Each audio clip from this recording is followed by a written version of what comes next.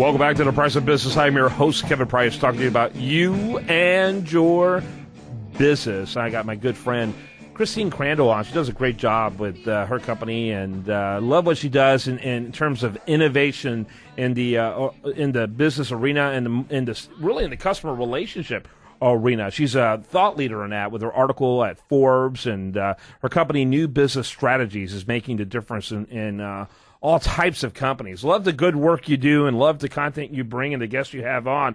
Welcome, as always, Christine Crandell. Hi, Kevin, and happy holidays. We're really excited to be here. Glad to have you. By the way, you can learn more about Christine and her firm at newbizs.com.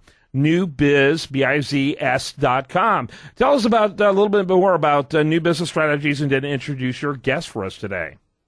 Oh, my pleasure. So we're a consulting firm that helps businesses grow their revenues by over 20% without making additional investments in products and people. It's totally cool.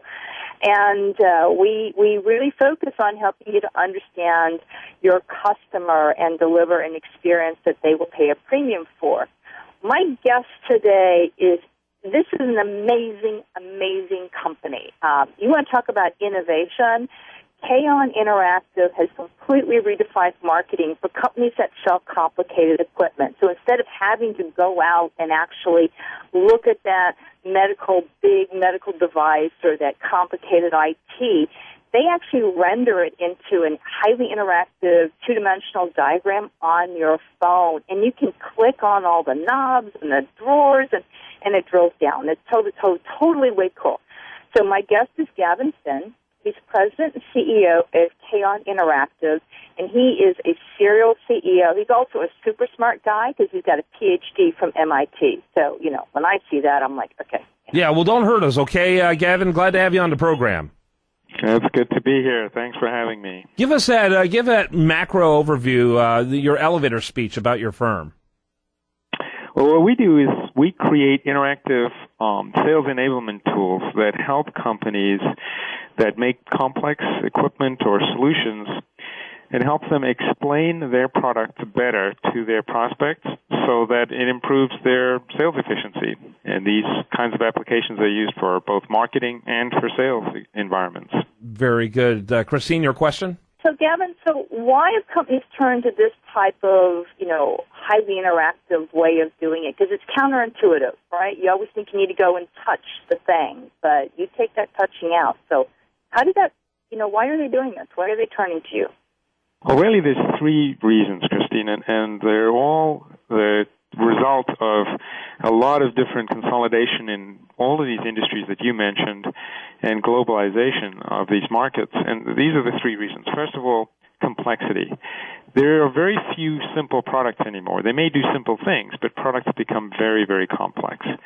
So explaining the product and what it does and how it works to an audience has become more and more challenging. And all of the big companies across all different industries around the world are experiencing a challenge associated with explaining how their products work to their prospects because the products have become a lot more complex. So that's the first one.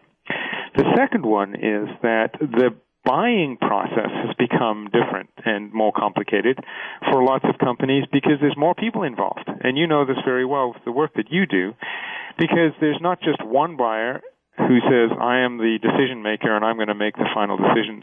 You need to be able to include people from purchasing, from finance, from the user community, from the technical community, and there's all different kinds of value propositions for those different audiences. So no longer is it okay to say this is the better product because it's faster.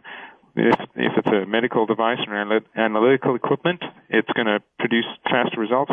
That may help one person, but it's not necessarily going to help the person who's operating the equipment or maybe produce better results for the physician. So you have to be able to address all of the needs of the different audiences in the buying cycle. So that's the second reason. And then the third reason is that because these are large companies and these are complicated markets, they have inconsistencies in the people that are actually positioning and selling the products in sales and marketing. And so some do it well, and some don't. And as a result, they aren't as competitive or as effective as they need to be. So just having the physical product there is no longer enough. They need to be able to address that complexity. They need to be able to address all of the different audiences in the buying cycle. And they need to raise the level of performance of all of the sales and marketing people to their very top level performance. And that's why they're turning to this kind of a solution. Yeah, interesting. Tell us a little bit about the scope in terms of type of businesses you work with, what you consider your sweet spot. Kind of give us a profile of a client for your firm. The kinds of companies that experience these challenges most acutely are companies that make large, complex equipment, that are global companies. They have large product portfolios, and they have large, complex sales and distribution channels. So they may be companies in the medical device industry or the oil and gas industry. They may make complex industrial equipment. They may make high-tech equipment. They usually have large product portfolios. They're kind of companies that have grown by acquisition and mergers over the years. They have sales forces and marketing teams in different geographies with different needs, and they may even have multi-tiered distribution channels. So they have a direct sales force, some VARs and resellers, and they have these problems in all different geographies. So across different industries, and usually the common thread are companies that have complex physical products. Mm-hmm. Christine? So I'm really curious on how do people make this transition from the need to go and see and touch to seeing it and interacting on it virtually, kind of like that virtual car drive. Are they initial? Yep. How do you get over this initial suspicion about this can't be real?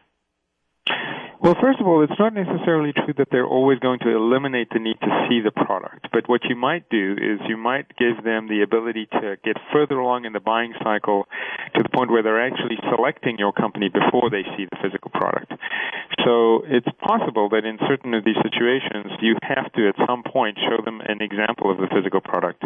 But usually what's happening today is companies are starting with that physical product. And if you think about it, most of the time what people are interested in is they're interested in the result. They're interested in what can this do for me? Why would it be better for me to have this one versus some other one? And just looking at the physical product often doesn't answer that question. In fact, if you go to trade shows and you walk around and you see these different products in all of these companies' different booths, they all look the same. So having the physical product there isn't necessarily going to give you that distinguishing characteristic that differentiates your product from somebody else's. Now, sometimes customers feel they do have to feel and touch the product, but the interesting transition is when you give them an interactive sales experience on their iPad or on their phone or on a large touch environment at a trade show, for example, that immediate sensory interaction evaporates their preconceived notion that they have to touch the product. And the reason is they can actually go in and explore the product. They can take it apart. They can open the drawers, take out a line card, open a compartment, remove a power supply, whatever they have to do in this virtual environment. And they would never be allowed to do that in the physical world because you wouldn't let them break your equipment or touch it or open it. It's too expensive or too fragile or you don't have enough of them. So the customer engagement may start out a little bit skeptical, saying, I really have to look at this, but it immediately transitions into something very engaging and very effective. And all of the surveys that have been done showing what customers' reactions are that they prefer that environment. And ultimately, when they're ready to actually make that final decision or go to the point where they're going to create an implementation plan, they might look at the physical equipment, but by that point, they've already made the decision. Yeah. I have to wrap it up. Phenomenal segment, very informative, by the way. Christine Crandell, of course, with New Business Strategies, newbizs.com. That's new, BIZS.com. And her guest today, very good, Gavin Finn with a company called Kaon, and that's spelled Kaon, Kaon.com. Thanks to both of you for a great segment. Thanks very much, Kevin. Thank you, Christine. Awesome. All right. When we come back, much more for you. Do want to remind you, best content here can be found over there at usdailyreview.com. And this is The Price of Business.